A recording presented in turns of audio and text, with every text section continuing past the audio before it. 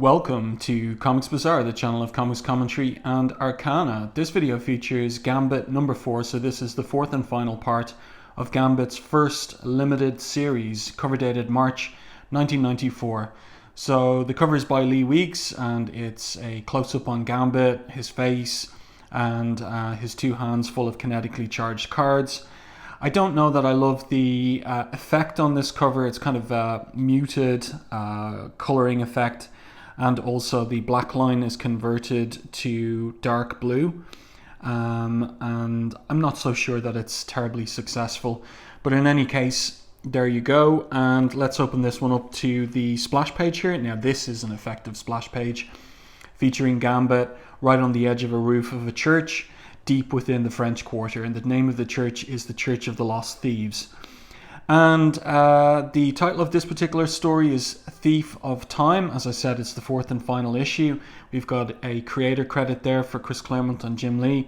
And the actual creative team of this issue is Howard Mackie, story, Lee Weeks, pencils, Klaus, Janson, art with an assistant by Jason Gorder. So I reckon that that's in relation to filling out the blacks for this issue, because there's a lot of black ink used in this issue. Colorist Steve Buccellato and letterer Richard Starkins. So Gambit is on a mission to bring to his his dying wife Belladonna the elixirs of life that were given to the Thieves Guild by the benefactress Kandra. All of that was dealt with in the previous issue, and he stole from Kandra one of the elixirs of life. So there's one more that he needs in order to save his wife.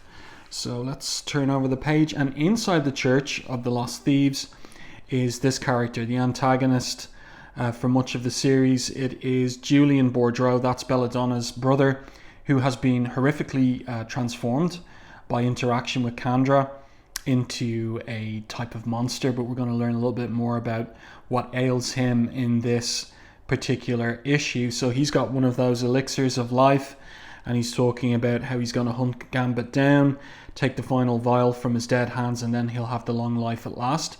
But he is attacked by Gambit, and Gambit steals straight out of his talons that very elixir. And look, he doesn't act to do anything about it, so what's wrong with him? Well, we're going to find out that he is terribly weakened, and he starts begging Gambit for even just a taste of the elixir. He says, don't you see, I'll die without it. So Gambit says, unfortunately for us all, you'll continue to live, Julian. The elixir is for Belladonna, your sister. But he takes the mask off his head, and it is revealed that he is aging horrifically beneath the mask, or rotting. In fact, he's got these yellow teeth, his hair's falling out. So Gambit is shocked, and Julian blames it on the elixir. He says, I'm in pain, look at me, this is what the elixir has done to me. He says, this is what the precious elixir can bring to you all. So it's like, kind of like the subtext here is the elixir is like some kind of drug that you become addicted to, but that is ultimately dangerous as well. So that's kind of the subtext going on here. And then who arrives except for Gambit's adopted father, or rather the father, Jean-Luc, adopted Gambit.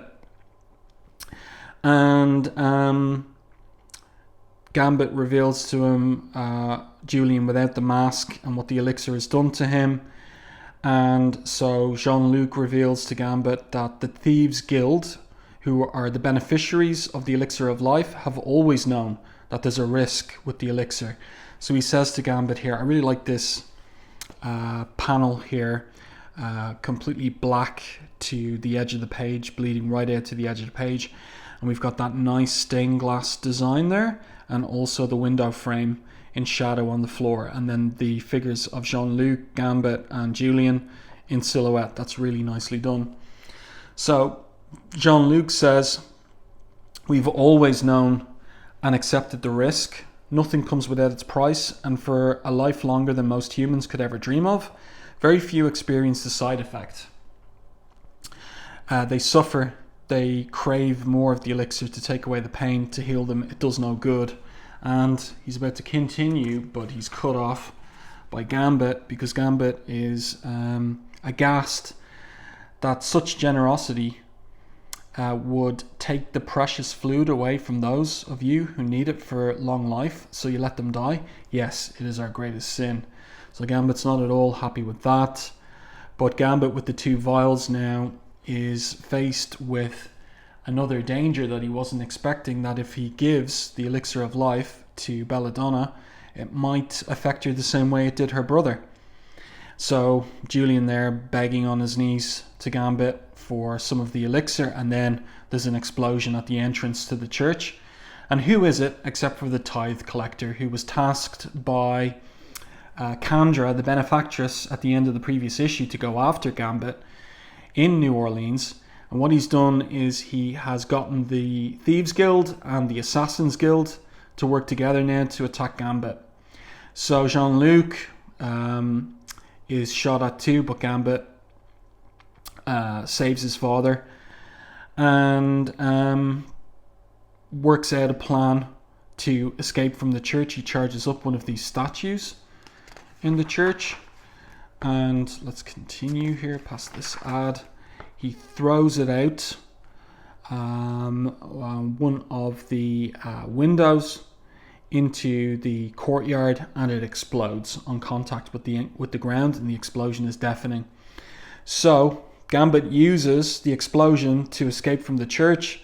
The tithe collector there sends the United Thieves and Assassins Guilds after Gambit. And then we pick up in the Garden District at Gambit's house that he's bought there, which he hoped to retire to. And that's where Belladonna is being looked after by Tant Mackie, and with Rogue also overseeing what's going on with Belladonna. But in the previous issue, Rogue was contemplating using her powers to explore Belladonna's memories of Gambit, and an involuntary spasm by Belladonna meant flesh-to-flesh contact, and so she did indeed absorb Belladonna's memories, and now knows things that are sending her a little bit crazy in love with Gambit, because of course they've never touched, they've never kissed, and all that matters to her at the window here is Tante Mattie's working desperately to help Belladonna, who is fitting in the bed. She's there with very little awareness of that. All that matters are the memories of his scent, his touch, and his embrace, Gambit.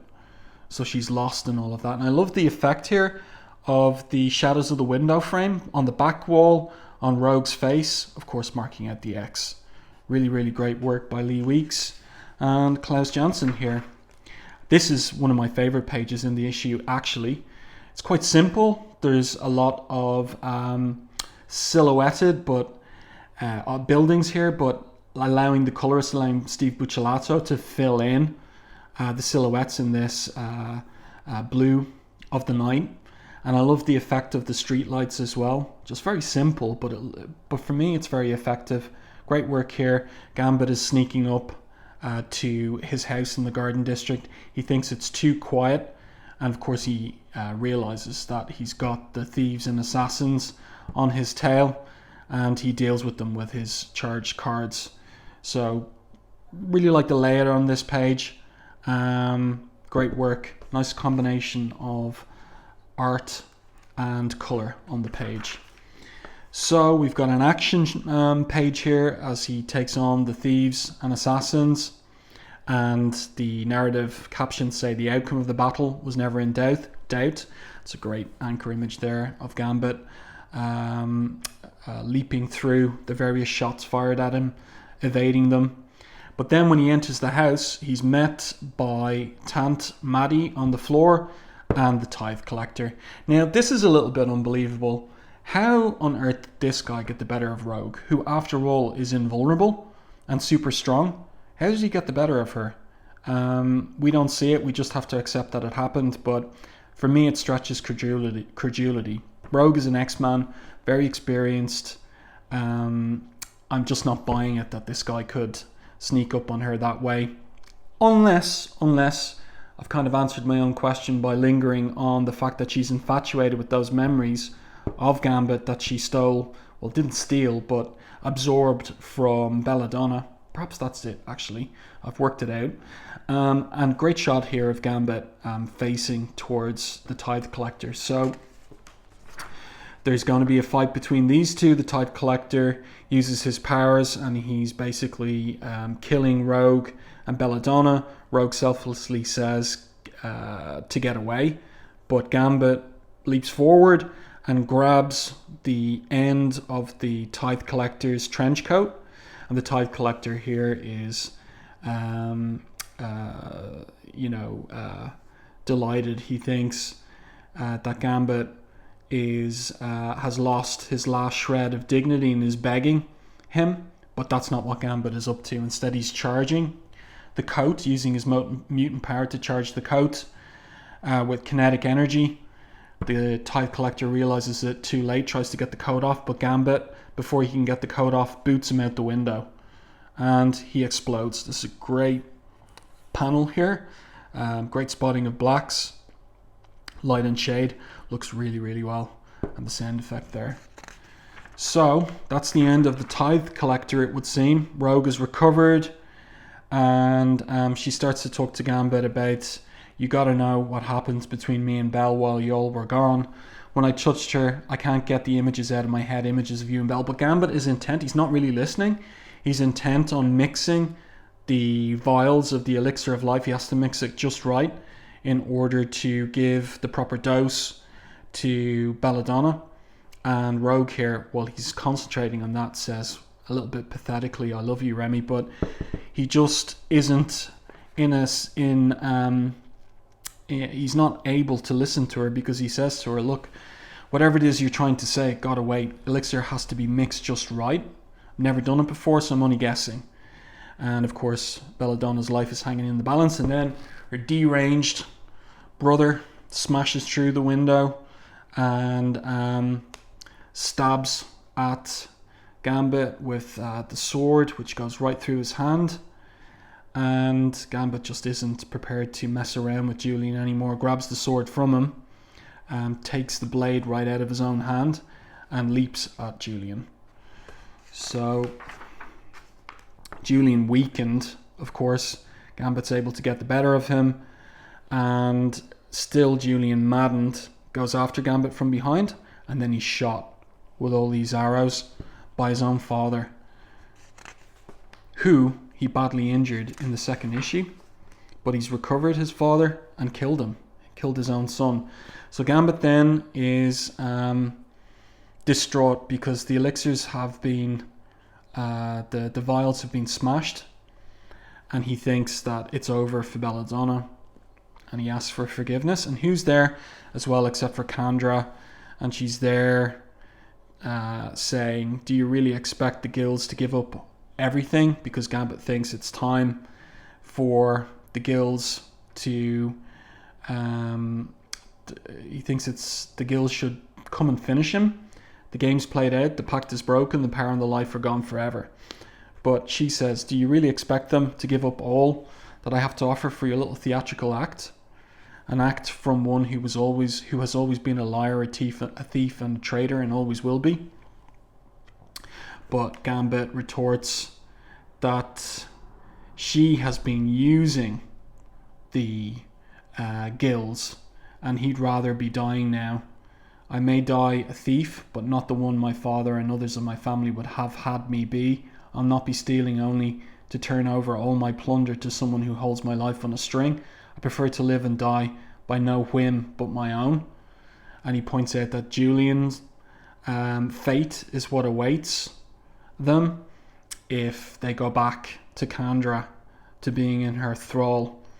And she makes her offer that she'll give them both power and life, the assassins, if they kill Gambit. But Bourdreau Senior is not having any of it. He says, for too long we've allowed you to play one guild off the other. Your gifts mean nothing but death and despair for all who touch them. The assassins will no longer be your pawns. I've lost my children to you, will not lose my guild, all the family I've left. So her offer is refused, and she, what is it she does? Teleports away. And then Gambit is left there wondering, and his father tells him that the peace is fragile. Leave, he says to Gambit, and never return to this city, to our family, but tells him that he loves him. So Boudreaux Sr. is there to take Belladonna away so that her final days will be spent peacefully amongst her family. But Gambit has an idea, because some of the elixir, the mixed elixir, when the vial broke, spilt on the sheets of the bed. So he decides maybe he can squeeze some of that elixir from the bed sheet into Belladonna's mouth, which is what he does here. And there's a slight quivering of her upper lip, followed undeniably by, is it going to work? Yes, it does. Life. But it turns out that she's amnesiac. She can't remember anything. And Gambit decides not to tell her that he is her husband, and says instead that he's a friend. Just a friend who's been worrying about you. And then gives her over to her father, who takes her away here. So that leaves Gambit only with Rogue in the house that he bought for his retirement. He's let his wife go. He says here, I had to let her go. Couldn't risk heaping too much on her all at once. Besides, her life is still here in New Orleans, and after what I done, I can't be coming back. So Gambit snaps back to his old charming self, and he says, but no more weeping and no moaning. We won the day. Now I've got to be showing you my gratitude. Tonight me and you are going to do this town right for the last time. And Rogue is saying, even though she's smiling as he pulls her to him, you still love her, don't you, Remy? Part of me always will. You know that, he says. But tonight, Remy LeBeau is going out with a bang. Long past time that you and me got serious. So he's about to move in for a kiss. And then she gets alarmed, says no, she can't, and flies away. And this is this is the final page, what he says here. No, Cher, didn't think so. Would have been too much for me to hope for. So what is it? What do you think about this? Does he believe that if they make skin-to-skin contact, for some reason, she isn't going to absorb his memories and powers and knock him out? Why is he so confident? And he leaves it to her. It's her choice. Now remember when Rogue first went to Professor X way back in issue 171 of Uncanny X-Men, what she was hoping for was to be trained in the control of her power so that she would be able to use it as she chose instead of the power operating involuntarily. Like what is his thought here about how it would go if they kissed? Does he think that she would be able to keep it in check? Or something else? What do you think? So anyway, he concludes a little cynically that a mutant thief can't be having loyalties, can't love, can't hope to dream of the future, and he throws out onto the street the wedding picture of him and Belladonna. It just isn't meant to be, he says. So as he lights up his cigarette, we get a book-ending narrative caption where now it's Gambit who, rather than the tithe collector from the opening pages, out of the ashes of the old a new legend is born on the streets of New Orleans. So not the tithe collector anymore, a legend used by Creole mothers to frighten bad little children. The dark, handsome thief sneaking through the shadows of the night. The thief who tosses lightning from his hands and steals the heart of your girl. The thief searching for the love he can never have. The thief, the traitor to all. So goes the legend of Gambit. And that's the end. Great art on these final pages by Lee Weeks and Klaus Janson, especially this page, as he walks away off into the streets of New Orleans, leaving it for the last time. So there you go. I do hope that you enjoyed this review and commentary on the final issue of Gambit's first limited series from 1994. If you liked the video, please like it in YouTube, and if you haven't done so already, subscribe to the channel and stay tuned for more content like this.